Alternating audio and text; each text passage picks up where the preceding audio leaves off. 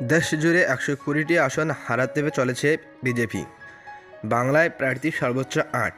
সঙ্গে থাকুন, বিস্তারিত খবর জানিয়ে দেব। চ্যানেলে নতুন হলে অবশ্যই সাবস্ক্রাইব করুন। প্রধানমন্ত্রী লোকসভায় দাঁড়িয়ে বেশ বড় মুখ করেই বলেছেন, আবকে বার 400 পার। মিডিয়াগুলি বেশ ঢাক ঢোল সহকারে সকাল থেকে রাত অবধি ঢালাও প্রচার চালিয়ে যাচ্ছে বিজেপি 350 এর বেশি আসন পাবে আর এনডিএ পাবে 450টি আসন। অন্ধভক্তরাও মেতে আছে এইসব ভাবখানা তাদের এমন যে ভোটের আগেই তারা ভোটে জিতে গিয়েছে। নরেন্দ্র মোদীর তৃতীয়বারের জন্য প্রধানমন্ত্রীর পদে শপথ গ্রহণ শুধুমাত্র সময়ের অপেক্ষা মাত্র। বাস্তব ছবি কিন্তু এইসব কিছুই উল্টো পথের ছবি তুলে ধরেছে।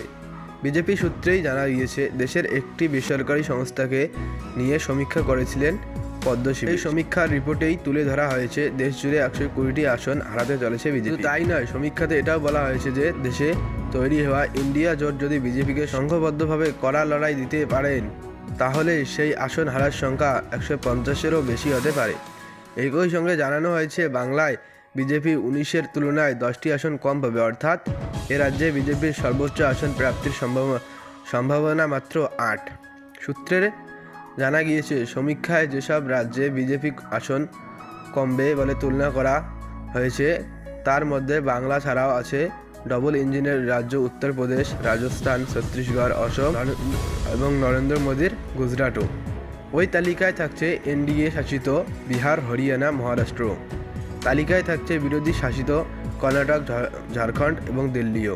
সমীক্ষার রিপোর্ট অনুযায়ী 24-এর ভোটে বিজেপি বিহার, কর্ণাটক ও উত্তরপ্রদেশ থেকে 15টি করে মোট 45টি আসন হারাতে চলেছে।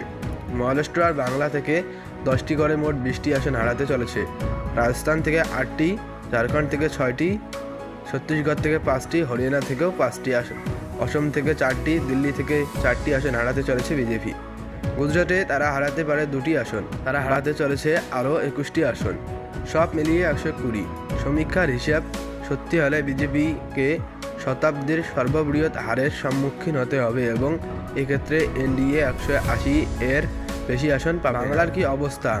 বাংলার ক্ষেত্রে সাফ জানানো হয়েছে, দল মাত্র 13টি আসনে লড়াই করার মতো জায়গায় দাঁড়িয়েছে। এই 13টি কেন্দ্র হলো কোচবিহার, বালুরঘাট, রানাঘাট, বনগাঁ, ব্যারাকপুর, আসানসোল, বর্ধমান, দুর্গাপুর, পুরুলিয়া, বাঁকুড়া, বিষ্ণুপুর, আরামবাগ, কাঁথি ও তমলুক। এর মধ্যে সর্বোচ্চ 8টি আসনে দল জিততে পারে।